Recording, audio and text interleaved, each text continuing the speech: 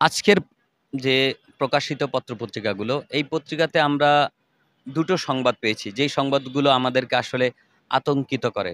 সংবাদটা হলো, একটা সংবাদ ঢাকার কেরানীগঞ্জ এলাকায়, আর একটা সংবাদ হলো চট্টগ্রামে। দুটো ঘটনাই হলো হত্যা। বিষয়টা হচ্ছে, কেরানীগঞ্জ যেই ছেলেটা খুন হলো ওর বয়স 15, যে খুন করেছে ওর বয়সও 15। চট্টগ্রাম কর্ণফুলী এলাকায় যেই ছেলেটা খুন হলো তার বয়স 12। তো এই যে অল্প বয়সের ছেলেরা খুন হচ্ছে এবং খুন যারা করছে তাদের বয়সও কম, এই যে একটা সিচুয়েশন তৈরি হলো, এটা কি আইন শৃঙ্খলার ব্যর্থতা, না আসলে আমাদের অন্য কোনো ব্যর্থতা? যে কারণে এই যে কিশোর লেভেলের বাচ্চারা, কিশোর গ্যাং আলাদা সেটা আমরা মেনে নিলাম, কিশোর গ্যাংয়ের পিছনে মাফিয়া থাকে, গডফাদার থাকে, রাজনৈতিক শেল্টার থাকে, এরা তো অসহায় গার্মেন্টস কর্মী। মানে 15 বছরের যে গার্মেন্টস কর্মীটা কেরানীগঞ্জে মারা গেল বা খুন হলো, তার সহকর্মী হলো গার্মেন্টসের চাকরি করে। আর চট্টগ্রামে যে ছেলেটা মারা গেল বা খুন হলো, তার বয়স 12, তাকেও হত্যা করেছে তার ক্লাসমেটরা।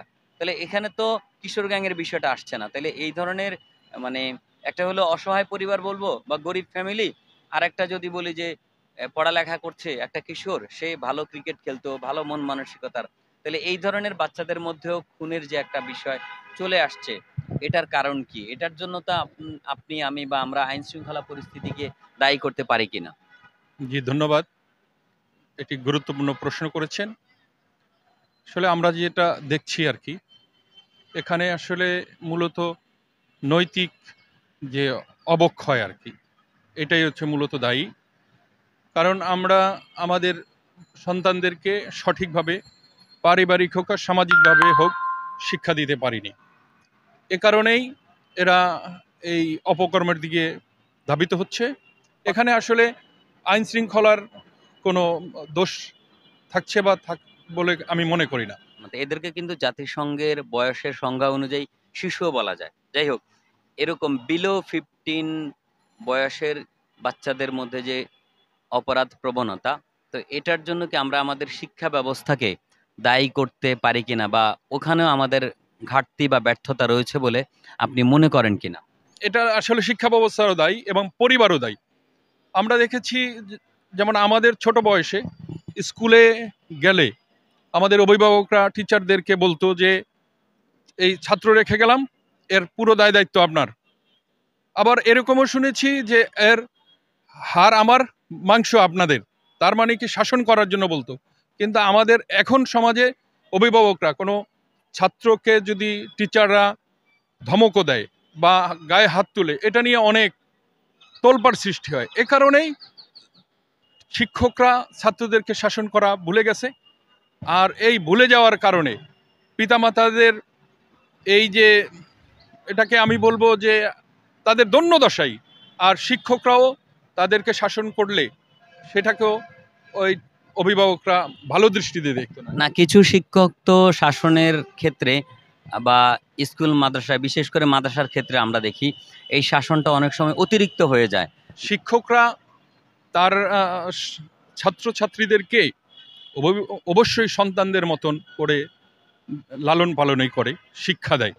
কারণ কোনো ছাত্র যদি একে বকে যায় বা নষ্ট হয়ে যায়, তাকে তো কি বলে, পরিবর্তন করতে হইলে শাসন করতে হবে। তারপরও আশা রাখবো শিক্ষকদেরকে যেন তারা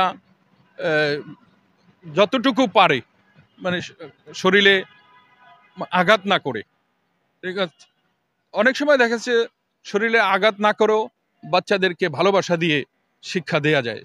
আমরা যদি এখন আমাদের বাচ্চাদের মধ্যে মানবিকতা বোধ বা নৈতিকতা বোধ, মোরালিটি এগুলা তৈরি করতে চাই, তাহলে আসলে এখন সরকার বা রাষ্ট্র অথবা বাবা মা এবং শিক্ষা প্রতিষ্ঠান এদেরকে কি করা উচিত? জি, এখানে মানে প্রথম হলো একটা, মানে শিশু বা একটা বাচ্চা প্রথম শিক্ষাটা গ্রহণ করে তার পরিবার থেকে। পরিবারটাকে একটি মানবিক পরিবার হতে হবে। এরপরে শিক্ষা গ্রহণ করে তার প্রতিষ্ঠান থেকে। সেখানেও একটি আদর্শিক শিক্ষা প্রতিষ্ঠান থাকলে সেখানে তারা মানবিক শিক্ষাটা নেয়। আবার আছে দেখা যায় যে পরিবার থেকে, মানে সমাজ থেকেও একটি শিক্ষা নেয়। কিন্তু আমাদের এই সমাজে আমরা যেটা দেখলাম, বিগত বছরগুলোতে, সেখানে তো মূল যে শিক্ষা, যে নৈতিক শিক্ষাটা ছিল, ধর্মীয় শিক্ষাটা ছিল, সেখানে ধর্মীয় শিক্ষা নিতে পারতো না। যে কোথাও যে মাদ্রাসায়ও সঠিক ধর্মীয় শিক্ষা নিতে পারতো না। গত 15.5 বছর ভারতীয় সংস্কৃতি যেভাবে আমাদের এই দেশে ঢুকে গেছে, এই কারণে আপনি দেখবেন শুধু এই বাচ্চাদের কেন, আমি গত কয়েকদিন আগে এক কাজীর সাথে কথা বললাম, সে বলল যে মানে যদি বিয়ে হয় 100টা মাসে, ওইখানে ডিভোর্স কোনো কোনো জায়গায় প্রায় 300-র অধিক হয়।